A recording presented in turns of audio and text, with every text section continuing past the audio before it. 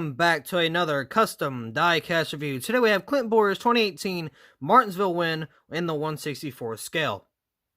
Now this one honestly has a little bit of a problem on the windshields. It kind of got fogged up, but at the same time it kind of looks like a champagne residue, so I'm not really going to complain too much. But I just hate that the intention I had did not work out very well. So, I did actually a lot of work to this diecast. I removed the hood sponsor and the deck lid sponsor and replaced them completely. I made my own logo for the hood, and I will show you that here in just a little bit.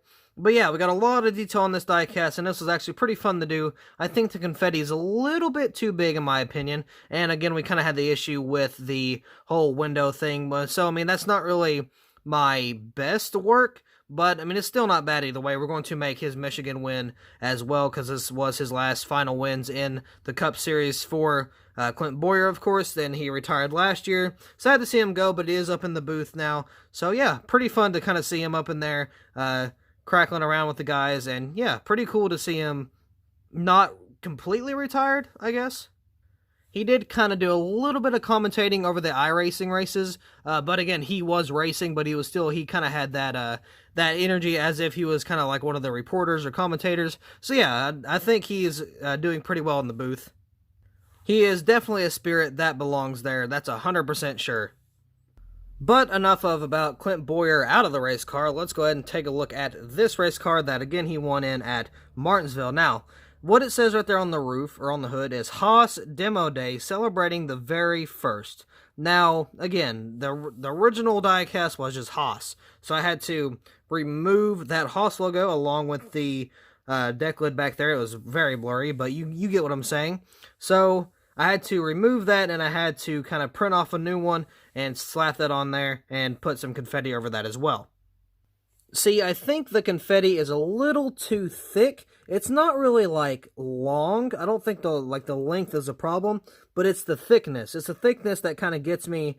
So, yeah, I'm not really a fan of that. We're going to be working on how we size the confetti and stuff. Later on down the road, we're going to be learning as we go on. This is the first time I've really done this type of confetti, so at the same time, it's a whole learning curve that we got to do, and something I'm most definitely eager to learn. So we got the red and blue confetti right there on the hood, covered, of course, just on the hood, just completely caked. And you got the windshield right there, of course, as it is a little foggy. Again, that just looks like champagne residue. Again, was not the intention, but it did end up working out, at least I think so. You got the 14 with a little bit of rubber buildup and some confetti on there. Again, not a good job on the confetti by my parts, so hopefully we can kind of learn that later on down the road.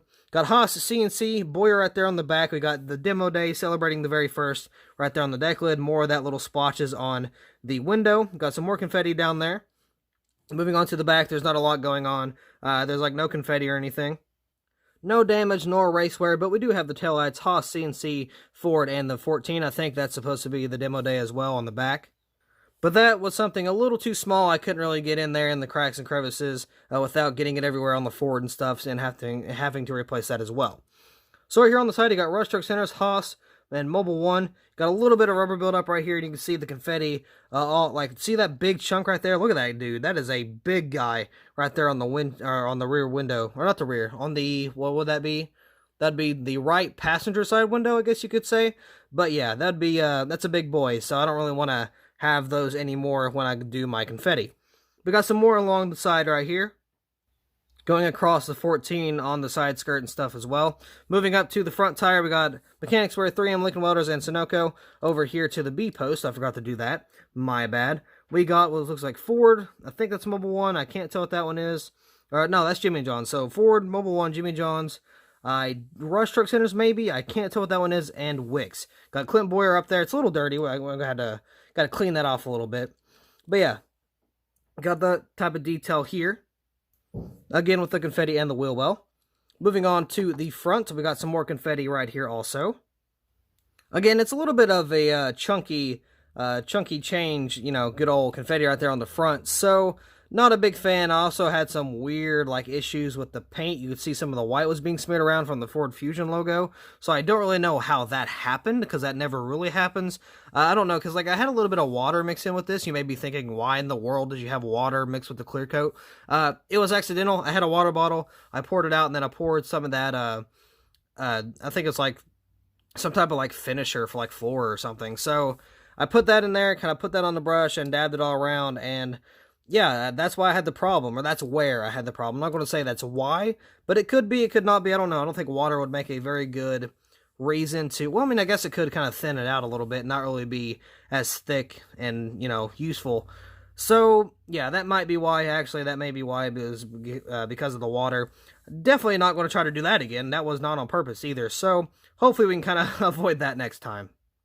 You can see the splitter here is all dirty. Got all the confetti right there on the front end. We got a big 14, or not a big 14, but we got a big confetti strip across the 14 covering that. And of course, we got some more rubber buildup down there. If we take a look on this side, we'll have some more confetti. Imagine that, right? More of that weird white paint error. We got some cracks and stuff, so it's a little weird. It actually looks more like race damage wise, actually. And then you got the window net there. You can see on the interior, you got the shifter, the steering wheel. Actually, you can't see the interior there, but you can see, there we go, through that little window there to the dashboard, you can see the red and the silver. So the cockpit with the roll cage, the gear shifter, and the shaft of the steering wheel is all silver. So that is detailed.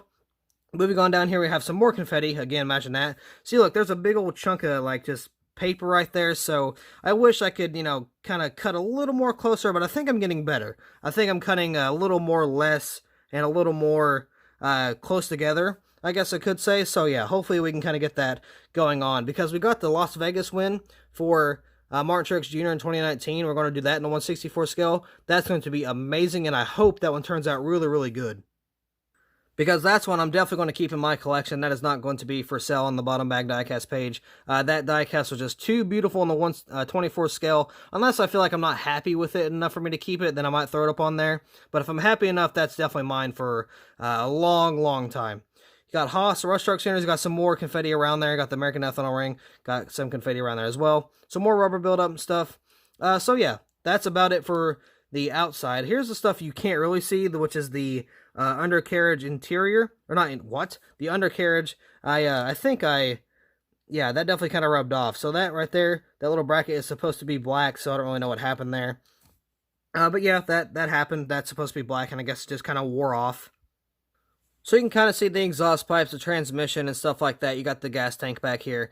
That is all detailed. This is a EL mold diecast. Again, we're going to make his Michigan win here very, very soon, which was actually not a lot of confetti, unfortunately, so I just kind of kicked this off first. But I do have to replace the deck lid and the hood once again with, I think it's the same sponsor. I don't really remember, but I'm going to have to take a little bit of a look back on that and see how that kind of works out. So yeah, that will be it for this diecast review. So thank you all so much for watching. I hope you all enjoyed, and I'll see you in the next video. Upside down.